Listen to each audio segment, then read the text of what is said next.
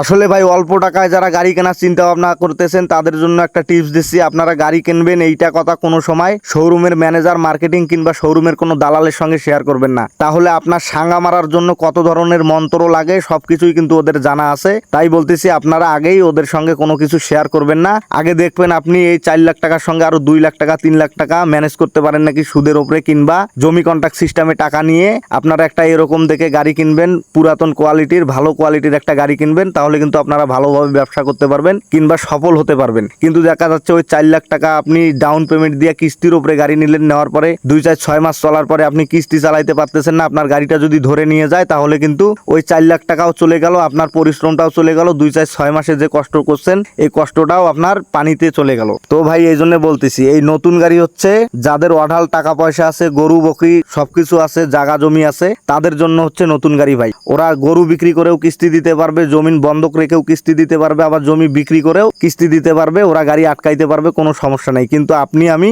পরিশ্রম করে 2-4 লাখ টাকা জোগাড় করে এই টাকা ডাউন পেমেন্ট দিলে ওই টাকা পুরাটাই গেল ভাই। গাড়ি আর আপনারও না আমারও না, গাড়ি ওটা হলো কোম্পানির, আমরা সাঙ্গা মারা খাইলাম ফাঁকে থেকে। তো আপনারা যারা গাড়ি কিনতে চাচ্ছেন অবশ্যই ভালো কোয়ালিটির পুরাতন গাড়ি কিনবেন। আপনার 4 লাখ টাকা আছে, 2 লাখ টাকা ঋণ করে গাড়ি কিনবেন, কোনো সমস্যা নেই। আবার অনেক ভাই আছে সেমি ক্যাশে গাড়ি কিনতে চায়, দেখা যাইতেছে আর 10 লাখ টাকা আছে তার, সে একবারে ডাউন পেমেন্ট দেবে 8 লাখ দেওয়ার পরে 12 মাসের জন্য সে 12 মাসে পরিশোধ করার জন্য গাড়ি নিবে। তো দেখা যাইতেছে সেমি ক্যাশে গাড়ি নিলে একটা অসুবিধা আছে, সেটা হচ্ছে আপনি পুরা টাকাটাই পরিশোধ করলেন, ক্লিয়ার করলেন, আপনার থেকে 50,000 কিংবা 1 লাখ টাকা শোরুম পায়, এটা ডেট পার হয়ে গেছে কিন্তু আপনি টাকা পরিশোধ করতে পারেন নাই। তো সেক্ষেত্রে আপনার লসটা দাঁড়াবে এইখানে, আপনি টাকা পরিশোধ করতে পারেন নাই ফুল, আপনার 20-50,000 টাকা পাবে, 1 লাখ টাকা পাবে, তখন কিন্তু শোরুম পুরা 18-20 লাখ টাকার সুদটাই নেবে 13% হিসাব করে। আপনার তখন দাঁড়াবে দেখা যাচ্ছে 50,000 টাকার জন্য আপনার সুদ দাঁড়াই গেছে পাকাপুক্ত ভাবে 2,50,000 কিংবা 60,000